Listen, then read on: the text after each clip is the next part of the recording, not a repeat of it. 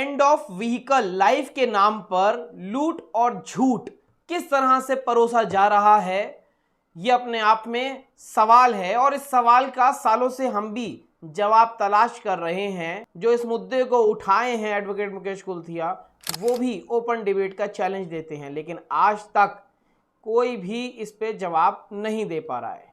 दिल्ली की मुख्यमंत्री रेखा गुप्ता किस तरह से एंड ऑफ लाइफ व्हीकल के नाम पर गैर कानूनी काम कर रही हैं, किस तरह से लूट हो रही है और लूट को सपोर्ट किया जा रहा है, तमाम चर्चा करेंगे।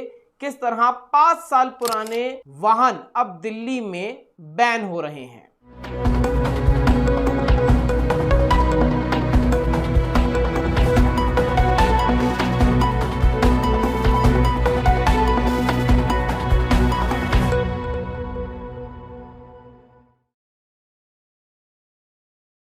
नमस्कार, मैं मोन्टू राजा एंटी करप्शन इंडिया से स्वागत है आपका।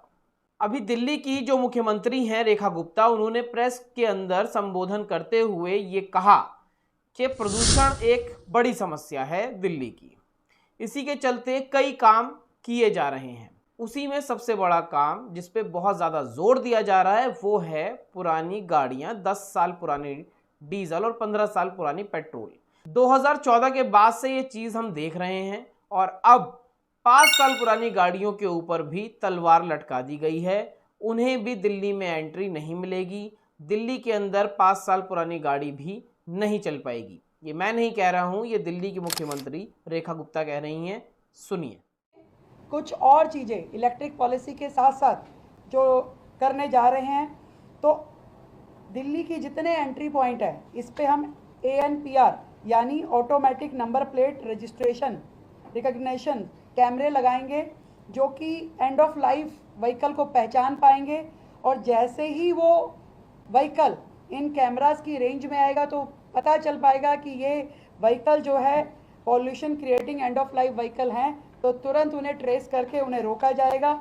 सभी पेट्रोल पंप्स पे भी ये वाले कैमरे लगेंगे, ANPR वाले ANPR कैमरास लगेंगे और पेट्रोल पंप से भी एंड ऑफ लाइफ व्हीकल को हम ट्रेस कर पाएंगे। जिस तरह से आपने सुना, दिल्ली की मुख्यमंत्री रेखा गुप्ता ने कहा कि कैसे वो ANPR जो है उसको जगह जगह इंस्टॉल किए जाएंगे, जिससे एंड ऑफ लाइफ व्हीकल की पहचान हो पाएगी।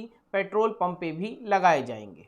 आपको बता दें, जो देश के अंदर कानून है, जो रूल्स हैं, उसके मुताबिक आप 15 साल पुरानी गाड़ी को भी 5 साल एक्सटेंड करा सकते हैं यदि आपकी गाड़ी फिटनेस में पास होती है, अगर वो गाड़ी पॉल्यूशन नहीं कर रही है तो।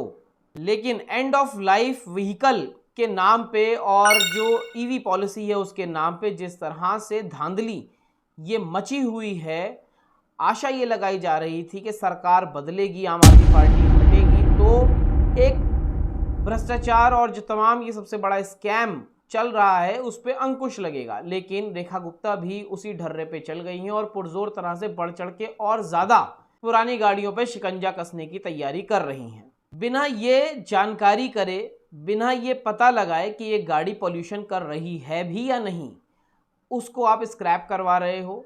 जो स्क्रैप माफिया बैठे हैं दिल्ली के अंदर, वो गाड़ियों को ज़बरदस्ती छीन रहे हैं लोगों से, बिना पॉल्यूशन टेस्ट करवाए तमाम खेल ये चल रहा है। और अब दिल्ली के अंदर डबल इंजन की सरकार है, या यूं कहें ट्रिपल इंजन की सरकार है, क्योंकि MCD के अंदर भी भारतीय जनता पार्टी है। तो अब जो है देश दिल्ली के जो गाड़ी जो अभी भी बचाए रखे थे उनकी गाड़ियों के ऊपर किस तरह से शिकंजा कसता चला जा रहा है और कैसे स्क्रैप माफिया जो हैं वो लूट रहे हैं गाड़ियों को, ये अपने आप में सवाल है।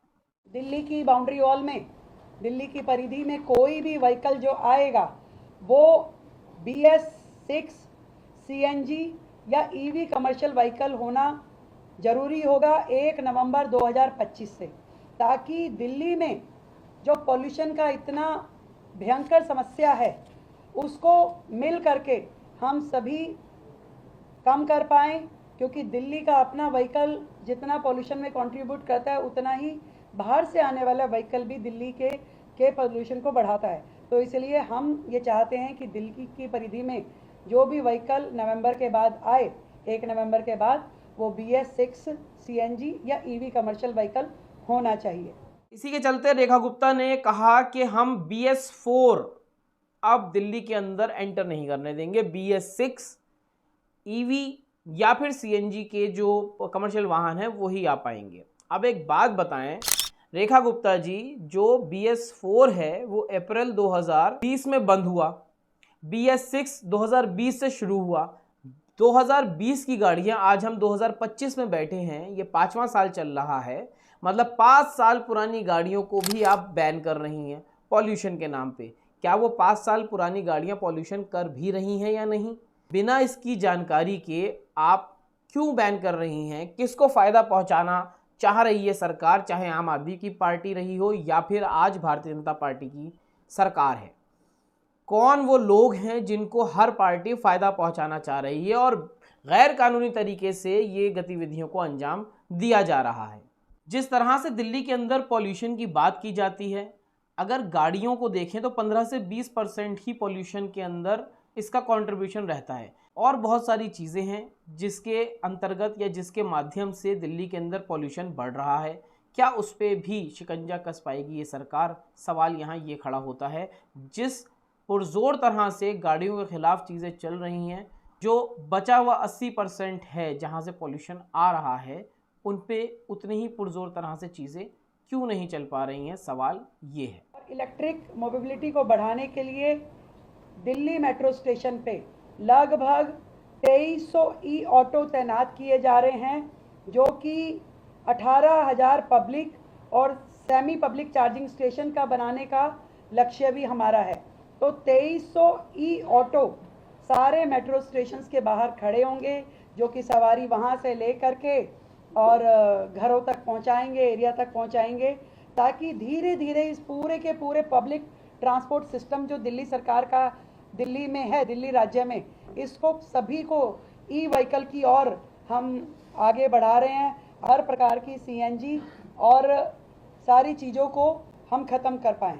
दिल्ली जो है लगातार आदरणीय प्रधानमंत्री नरेंद्र मोदी जी के विज़न में काम कर रही है। रेखा गुप्ता जी ने 2300 ई ऑटो जो इलेक्ट्रिक ऑटो होंगे उसका भी जिक्र किया है।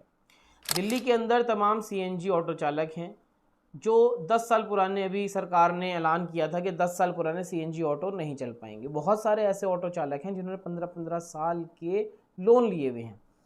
अब कहाँ से वो 8-10 लाख रुपए लेके आएंगे और दूसरा ऑटो खरीदेंगे? सवाल यहाँ ये भी खड़ा होता है। चार्जिंग स्टेशंस की बात की जा रही है, 18,000 चार्जिंग स्टेशंस बनाएंगे पब्लिक और सेमी पब्लिक।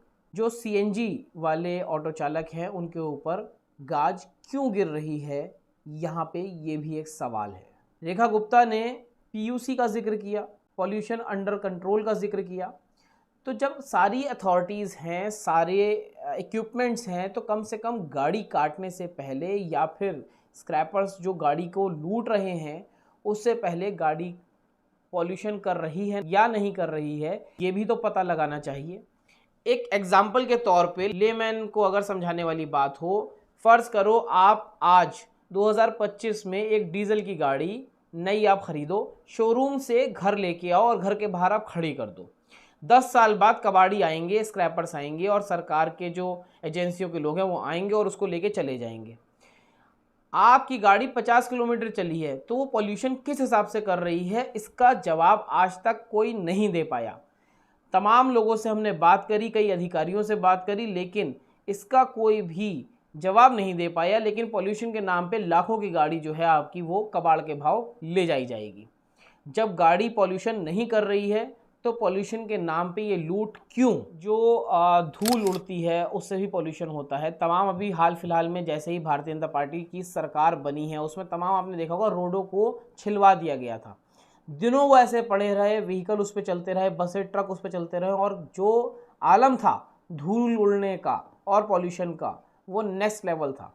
उन चीज़ों को नज़रअंदाज करते हुए केवल इस पे भी राजनीति, और ये ऐसी राजनीति कि इसके ऊपर सभी राजनीतिक पार्टियां दम भरती हैं कि किस तरह से पुरानी गाड़ियों को स्क्रैप करवा दिया जाए। PUC है, पॉल्यूशन अंडर कंट्रोल के जो हमारे सेंटर्स हैं उसको भी दुरुस्त करेंगे। इससे पहले की सरकारों में हमने देखा किस तरीके से इन सेंटर्स के माध्यम से भी बहुत सारा भ्रष्टाचार होता रहा है।